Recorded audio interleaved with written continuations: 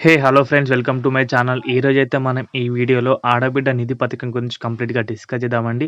ప్రతి నెల 1500 పొందాలంటే చాలామంది అడుగుతున్న ప్రశ్న ఏంటంటే, మాకు తప్పకుండా పోస్ట్ ఆఫీస్ అకౌంట్ ఉండాలా అని చెప్పేసి సో, దాని గురించి కంప్లీట్‌గా అయితే ఎక్స్‌ప్లెయిన్ చేస్తాను. అదేవిధంగా ఏమేం డాక్యుమెంట్స్ మీకైతే అవసరం ఉంటాయి, క్రైటీరియా అంటే ఏంటి కంప్లీట్‌గా మనం మాట్లాడదాం. సో, వీడియో స్కిప్ చేయకుండా అందరూ లాస్ట్ వరకు అయితే చూసే ప్రయత్నం అయితే చేయండి గైస్. మన ఛానల్‌కి ఎవరైనా కొత్తగా వచ్చిన మాత్రం సబ్స్క్రైబ్ అయితే చేసుకోండి. మన ఛానల్‌లో ఇలాంటి అప్డేట్స్ అనేవి అందుబాటులో ఉంటాయి. Without any wasting the time let's begin the video. మనం కంప్లీట్ డీటెయిల్‌గా మాట్లాడుకుంటే గనక ఏపీలో మహిళలు ఒక్కొక్కరికి నెలకు 1500 ఆడబిడ్డ నిధిపై కీలకమైన నిర్ణయ ప్రకటన అని చెప్పేసి ఏపీ ప్రభుత్వం బడ్జెట్‌లో కీలక కేటాయింపులైతే చేసింది. ప్రధానంగా సూపర్ సిక్స్‌తో పాటుగా ఇతర పథకాలకు సంబంధించి నిధులు కేటాయించారు. ఈ మేరకు ఆడబిడ్డ నిధి పథకానికి సంబంధించి బడ్జెట్‌లో నిధులు ఇచ్చారు. రాష్ట్రంలో 19 ఏళ్ల నుంచి 59 ఏళ్ల మధ్య, అంటే 18 సంవత్సరాల వయసు దాటిన వారి నుంచి 60 సంవత్సరాలలోపు ఉన్న వారికి ప్రతి మహిళ అంటే వెనుకబడిన కులాల వారికి, వర్గాల వారికి, అంటే ఫైనాన్షియల్‌గా వెనుకబడ్డ వారందరికీ కలిపి 1500 అందించడానికి ప్రభుత్వం అయితే సిద్ధమైంది. ఈ మేరకు బడ్జెట్‌లో నిధులు కేటాయించారు. ఆ వివరాలు ఇలా ఉన్నాయి. మనమైతే కంప్లీట్‌గా దానికి ఏ డాక్యుమెంట్స్ అవసరం అండ్ అదేవిధంగా అసలు క్రైటీరియా ఏంటి అని చెప్పేసి మనం కూడా చూద్దాం. ఇక్కడ చూసుకుంటే ప్రధాన అంశాలు: ఏపీ బడ్జెట్లో సూపర్ సిక్స్ పథకాల నిధులు, ఆడబిడ్డ నిధి పథకాల డబ్బులు కేటాయింపు, మహిళలకు నెలకు రూపాయలు 1500 ఇస్తామని హామీ. ఆంధ్రప్రదేశ్ ప్రభుత్వం అసెంబ్లీ బడ్జెట్ను ప్రవేశపెట్టింది. మరో 4 నెలలకు సంబంధించి ఈ బడ్జెట్ను తీసుకొచ్చింది. సూపర్ సిక్స్ సహా కీలక పథకాలకు ఈ బడ్జెట్లో కేటాయింపులు జరిగాయి. మహిళలకు సూపర్ సిక్స్ పథకాల అమల్లో భాగంగా మరో కీలక హామీకి సంబంధించి ప్రభుత్వం బడ్జెట్లో నిధులు కేటాయించింది.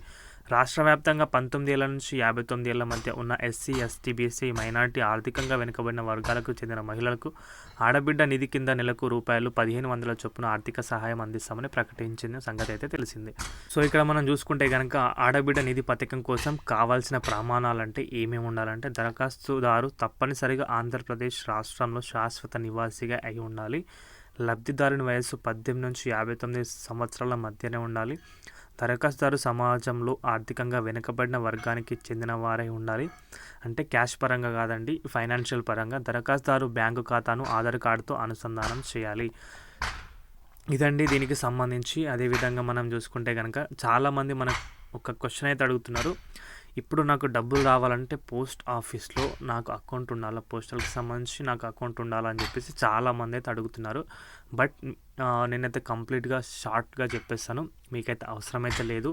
ఎందుకంటే మీరు దీనికోసం అయితే ఆధార్ కార్డు అయితే ఇస్తారు కాబట్టి, ఆధార్ కార్డు ఉన్న వ్యక్తి ఏ అకౌంట్లో, బ్యాంక్ అకౌంట్లో ఖాతా జోడించి ఉంటుంది, అంటే లింక్ చేసి అయితే ఉంటుందో డైరెక్ట్గా ఆ అకౌంట్లోకి డబ్బులు అనేవి పడిపోతాయి. ఎప్పుడు మీ క్రైటీరియా అనేది పర్ఫెక్ట్గా మ్యాచ్ అయినప్పుడు మీకు ప్రతి నెల 1500 రూపాయలు ఆడబిడ్డ నిధి కింద 1500 రూపాయలు అయితే మీ అకౌంట్లో జమ చేయబడతాయి. దాని గురించి మీరు ప్రత్యేకంగా పోస్ట్ ఆఫీస్ అకౌంట్స్ ఏది తీసుకోవాల్సిన పని అయితే లేదు. డైరెక్ట్గా మీకైతే ఆధార్ కార్డు లింక్ ఉండడం వల్ల అకౌంట్లో అయితే మనీ అనేది పడిపోవడం అయితే జరుగుతుంది. ఇదండి దీనికి సంబంధించిన విషయం అయితే. అదేవిధంగా అవసరమైన డాక్యుమెంట్స్, పత్రాలు చూసుకుంటే కనుక అయితే ఆధార్ కార్డు అయితే ఉండాలి. చిరునామా రుజువు అంటే మీ అడ్రస్ ప్రూఫ్, విద్యుత్ కరెంట్ బిల్లుకు సంబంధించి pan card, email ID, mobile number, passport size photo అయితే ఉండాలి. ఈ ఏడైతే మీ దగ్గర అయితే పెట్టుకోండి. అదేవిధంగా ఇంకొంచెం డీటెయిల్గా చూసుకుంటే కనుక అయితే కూటమి ప్రభుత్వం ఎన్నికల సమయంలో ఇచ్చిన హామీ మేరకు ఈ పథకానికి అప్పట్లో ఆడబిడ్డ నిధి మహిళా శక్తిగా పేరు పెట్టింది.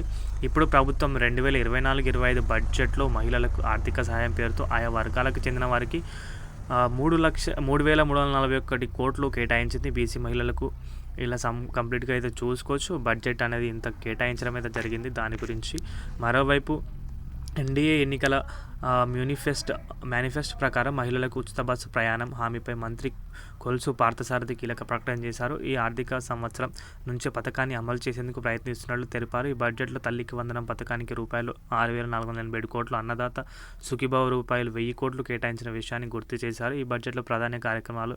సో ఇదండి కంప్లీట్గా దీనికి సంబంధించిన ఇన్ఫర్మేషన్ అయితే కనుక. మీకు పోస్ట్ ఆఫీస్ అకౌంట్ అయితే అవసరం లేదు. అదేవిధంగా తదితర ఏ డాక్యుమెంట్స్ అవసరం కూడా అయితే చెప్పాను. సో వీడియో నచ్చితే కనుక వీడియోకి అయితే ఒక లైక్ చేయండి. మన ఛానల్కి ఎవరైనా కొత్తగా వస్తే మాత్రం సబ్స్క్రైబ్ అయితే చేసుకోండి గైస్. థ్యాంక్స్ ఫర్ వాచింగ్ అందరికీ. బాయ్.